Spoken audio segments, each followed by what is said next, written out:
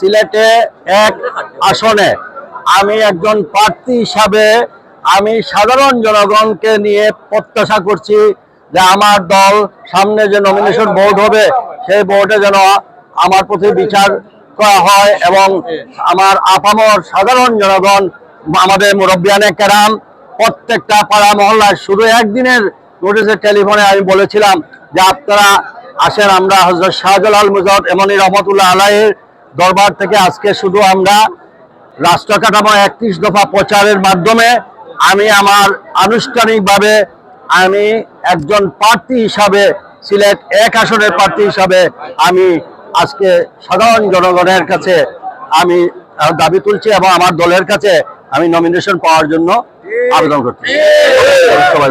এখানে আমাদের নেতা বলেছেন যে এটা উনি সমগ্র সবকিছু প্রতিবেদন বিবেচনা করে আমাদের দল যে সিদ্ধান্ত চূড়ান্ত সিদ্ধান্ত যখন দেবে আমরা দলের সিদ্ধান্ত অনুযায়ী আমি সবসময় দলের ডিসিপ্লিন মেনে আসছি। আমি কখনো দলের সিদ্ধান্তের বাইরে যাই নাই। 47টি বছর আমি এই সংগঠনের সঙ্গে আছি।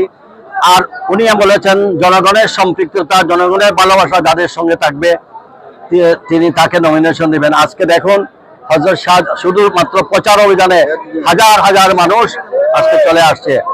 আমি মনে করি আমার দল সেটা যে সিদ্ধান্ত দেবে আমরা সেই সিদ্ধান্ত মেনে নেব। আমরা সবাই দানের ছড়ার 19 দফা বাস্তবায়ন এবং সিলেটের যে বৈষম্য চলছে, যখনই বিএনপি ক্ষমতায় আসছে তখনই এই এলাকা উন্নয়ন হচ্ছে। বর্তমানে যে বৈষম্য চলছে এই বৈষম্য থেকে বাঁচতে হলে আমাদেরকে দানের ছড়ার বিকল্প নেই।